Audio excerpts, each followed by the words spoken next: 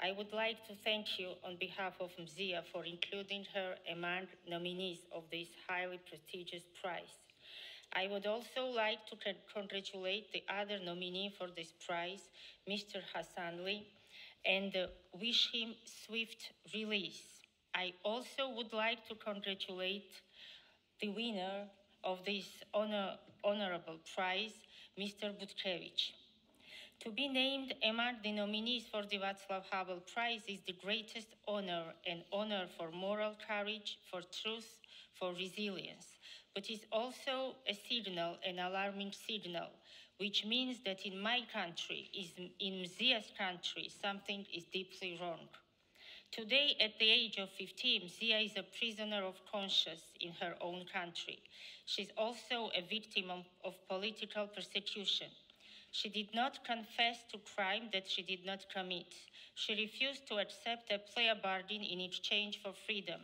She refused to play the regime's rules, and she never did.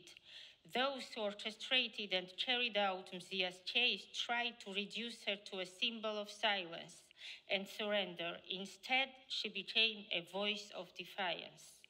Mzia's fight embodies the very tools that shape a free society: speech, publicity, principled stance, values, equality before the law, respect for the law, but not submission to injustice. Honorable members of this assembly, please note, Mzia remains unlawfully imprisoned, and more precisely, she's a hostage. She has lost nearly her all eyesight. She is able to read only a few pages per day, so she mainly writes. And I would like to read you a short message of Mzia to you. On the path toward freedom and democracy, I rarely thought anything was impossible. Yet it is overwhelmingly emotional to see my name alongside Havel Prize nominees. I have always admired Azerbaijani journalists who stayed in their homeland despite persecution. I deeply respect Alvi Hassanli's courage. My social media cover still reads, "Be brave like Ukraine." To Maxim Bitkevich, I want to say I sincerely believe in Ukraine's victory. This recognition is not alone mine. I accept it on behalf of my Georgian colleagues, journalists working in critical independent media outlets. In Georgia, being a journalist today means self-sacrifice. My colleagues face harassment, persecution, blackmail, and even physical assault. The one-party parliament of Georgian dream fast-tracked Russian laws, effectively banning freedom of speech, creating grant raising, and partnering with the international organizations with spying and treason, like in Russia. Georgia's government is captured by a regime advancing Russian interests. Today, Georgia holds over 60 political and conscious prisoners from all fields: actors, poets, teachers, comedians, students, and journalists.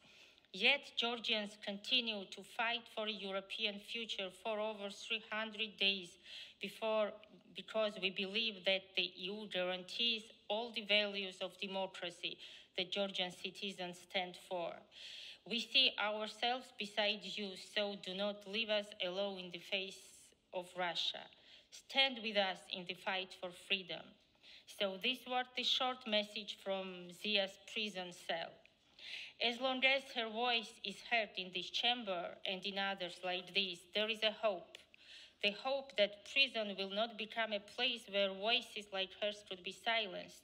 However, dear members of the Parliamentary Assembly, if courtrooms fall silent, if critical and independent media is extinguished, if civil society disappears, and if independent lawyers and human rights defenders no longer exist, and if those who imprisoned Mzia see that the civilized world is no longer watching and distorting justice goes unpunished, then I am afraid the prison will become a place from which no voice will ever reach Europe again.